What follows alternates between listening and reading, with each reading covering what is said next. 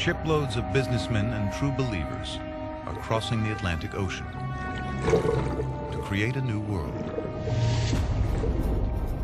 May 1610, 120 years after Columbus, it's still a perilous journey.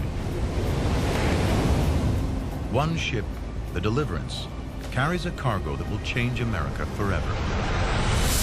No hands over here. On board is John Rolfe, a 24-year-old English farmer. Give me a hand. Ambitious, self-reliant, visionary, a born entrepreneur. Got it. There you What takes us 6 hours today by plane was then a voyage of more than 2 months. 7 of the early adventurers out of every 10 will be dead within a year. But the risks are worth it. North America is the ultimate land of opportunity.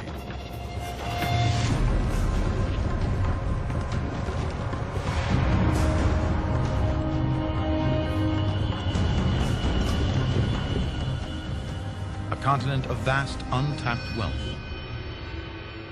starting with the most valuable resource of all, land.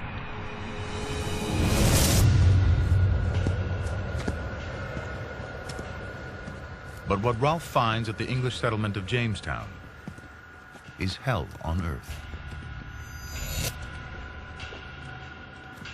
More than 500 settlers made the journey before Rolfe. Hello? Hello? Barely 60 remain. It's called the starving time. They build Jamestown in the middle of a Native American empire. 60 starving settlers among 20,000 of the Powhatan Nation, armed with bows and arrows that are up to 9 times faster to reload and fire than an English musket.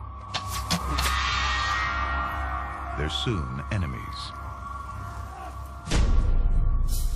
Only 1 in 10 of the original settlers is left. John Rolfe didn't come to plunder and leave like the others. He's got his own plan. There's money in tobacco, and England is addicted.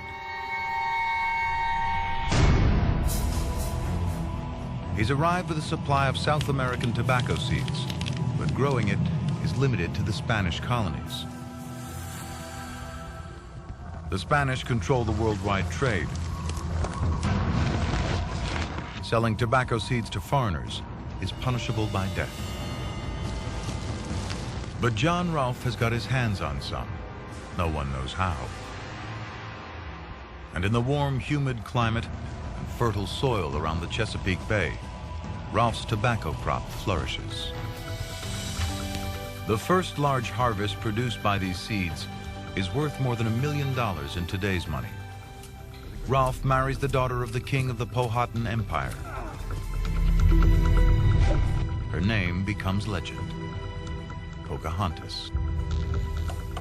In England, Rolfe makes her a celebrity when her face is put on a portrait that sells all over London, advertising life in the New World.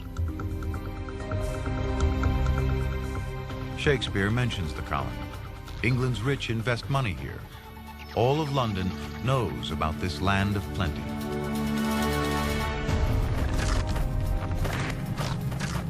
Within 2 years, tobacco grows in every garden.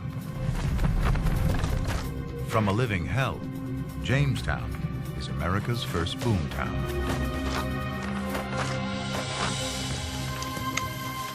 Two years later, nearly 1,000 more settlers arrive, including 19 from West Africa. Slaves.